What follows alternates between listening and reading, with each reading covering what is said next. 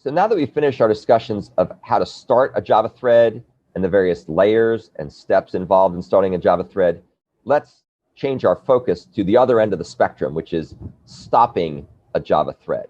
And we'll talk here about some of the various ways that you can stop a Java thread, and then later parts of this lesson we'll go into more detail about each of those different ways. Now, first of all, why do you need to stop a Java thread? Well, there's a bunch of different reasons. One is that users may decide they want to cancel a long-running operation or a long-running set of computations. So, for example, if we're going to be doing our greatest common divisor example, where we're computing lots of GCDs, or we're computing whether numbers are prime, or whether we get tired of running our Palantiri simulator app, at some point you may get bored or tired of waiting for something to complete. So you click the cancel button, and you want things to shut down in a responsive and timely way. Another reason for canceling a thread could be that you have a bunch of speculative computations that are out running on a bunch of different threads and a bunch of different cores. And as soon as you get the first answer back, you want to stop. Or after perhaps a timeout elapses, you want to stop the other threads because their results are meaningless at that point. A good example of this would be the executor service's invoke any method, which will cancel a bunch of threads after the first result is found or after the timeout elapses. So in this particular case, you might, for example, be doing some kind of searching, and you just want the first result. And once that first result comes back, you want to cancel all the other threads. So that would be another reason you want to stop a thread.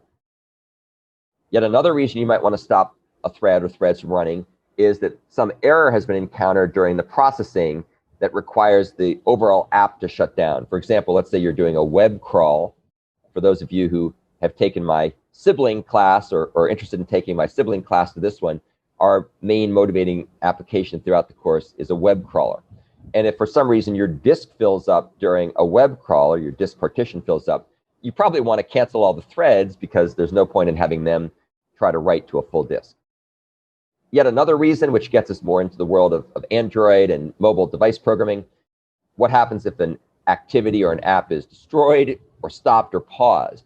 For example, due to runtime configuration changes where you go from portrait mode to landscape mode or vice versa, or for example, when you press the back button. In those cases, you may want threads to be destroyed. Now, just to show you what happens if you don't handle this properly, I have a program that's available in my GitHub repository, which is part of the greatest common divisor family of examples. And it actually has an intentional design flaw where threads are leaked whenever the orientation of the phone changes, whenever it rotates from portrait mode to landscape mode or vice versa. And just a good example of how you should program your applications defensively to avoid these kinds of leaks. Now, here's the part that may be a bit surprising. Stopping a Java thread is not as easy as you may think. In fact, it can be a little bit hard. I like to term this the sorcerer's apprentice problem. And the sorcerer's apprentice is a classic Disney cartoon from the famous movie Fantasia, which is actually a landmark in animation. It was done back in the 1940s, and they basically hand-painted every frame, if you can believe that. And in a nutshell, Mickey Mouse is the sorcerer's apprentice, and he is tasked with basically taking water and putting it into a well, or taking water from a well and putting it somewhere. Anyway, the point is that he's doing this sort of mundane, very tedious task, and so he enchants a broom to do it for him, but he can't get the broom to stop, and then he tries to kill the broom with an axe, and then it splits up into a bunch of smaller brooms, and everything just goes haywire, and eventually his sorcerer wakes up and solves the problem. But the bottom line here is that sometimes you can put things in motion that are hard to stop. So that's the metaphor. Now, it turns out that there's actually no way to stop a Java thread involuntarily, or at least no safe way to stop a Java thread involuntarily. There was indeed at one point a method called stop, but that method has been deprecated. And the reason it's been deprecated is because it's inherently unsafe. You should not use the Java stop method under really any circumstances. Why? Well, one problem is any monitor that's locked will be unlocked as the exception propagates up the stack, as the thread stopped exception propagates up the stack. And that will cause all kinds of problems because resources won't be properly synchronized. And therefore, any objects that are protected by these monitors will be left in an inconsistent state. And so chaos and insanity will ensue.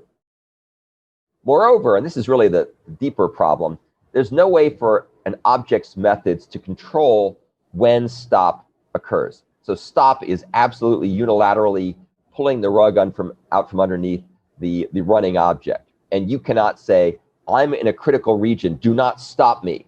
When stop is given, it's your time to go. You've got to move. So what do you do instead? Well, what you have to do is you have to have long-running operations in a thread be coded to stop themselves voluntarily. And we'll see there's a bunch of different ways to do this. In fact, there are really two general ways to stop a Java thread voluntarily. One is to use a so-called volatile flag, and we've seen some examples of this before. So in this case, we define a boolean called something like m is stopped, which sets to false initially, and we make it volatile. And the other way to do it is to use so-called Java Thread.interrupt requests. And we'll talk about both of these techniques in much more detail in upcoming parts of this lesson. So one of the key things to remember, though, before we get into the details, is stopping a Java thread voluntarily requires the threads to cooperate. A thread should rarely be stopped immediately, since shared data could be left in an inconsistent state. And therefore, what you do is you have the thread that's the stopper thread, the one that wants to stop another thread, tell the thread, hey thread, I want you to stop. So when you reach a point that is convenient to shut yourself down gracefully and without leaking resources and without causing bad side effects, go ahead and shut yourself down, please. And therefore, the thread that's called, the one we're trying to stop, has to check periodically to see if it's been told to stop. Now, one of the things you'll see as we go through the various examples, talk about these two different techniques, is that Java thread interrupts are somewhat fragile, since the different parts of the program have to follow consistent usage patterns. And if they don't, then again, chaos and insanity will break out. Voluntary checking is tedious and somewhat error-prone, but it's really the only way to halt Java threads reliably.